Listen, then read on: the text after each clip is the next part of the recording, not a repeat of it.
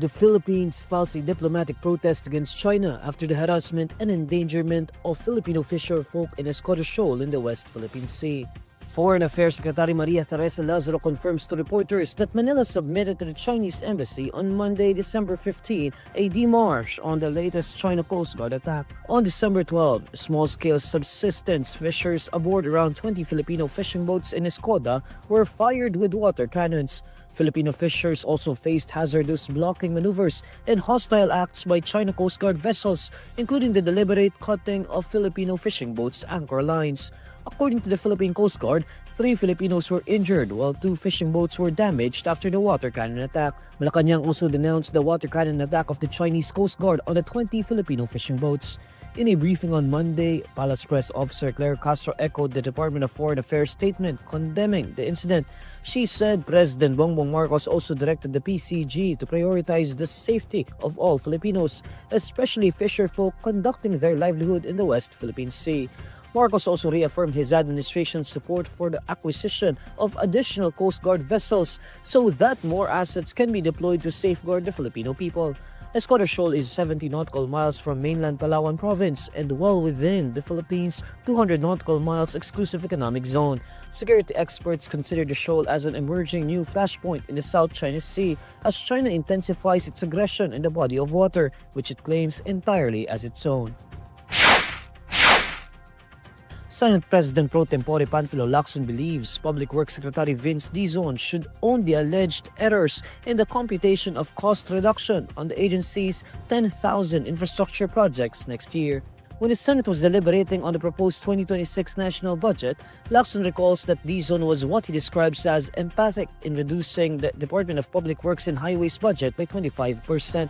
This is equivalent to nearly 54 billion pesos. From the House of Representatives approved 624.4 billion pesos, the agency's budget was then slashed to 570.4 billion pesos in the Senate. Lacson says there is some haggling now regarding the budget, but he says he won't allow this. Lacson stresses that Dizon should admit the DPWH's mistake in their computation before asking the Senate to reconsider the agency's budget. According to Lacson, blaming the Senate would only result in a deadlock. Senate President Tito Soto and Senator Win Gatchalian also stand firm that the DPWH made a mistake in the computation.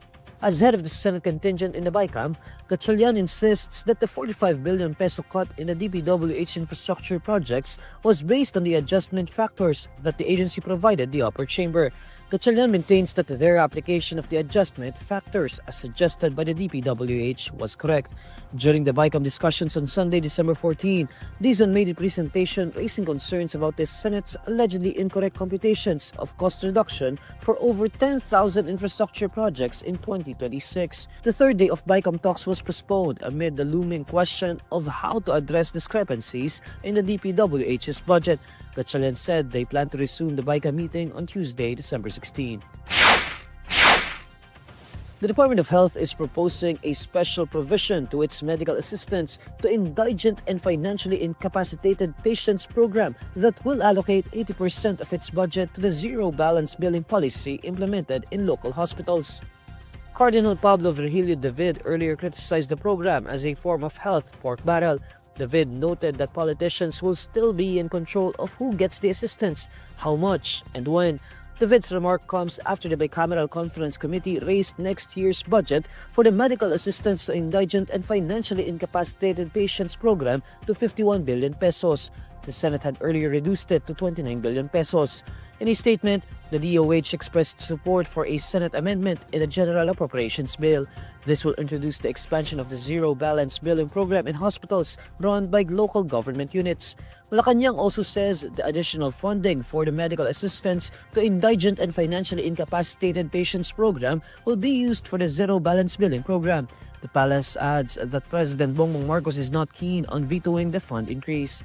According to the DOH, the zero balance billing expansion to LGU hospitals will allow Filipinos to avail themselves of that benefit, not just at DOH hospitals, but also in Level 3 LGU-owned hospitals.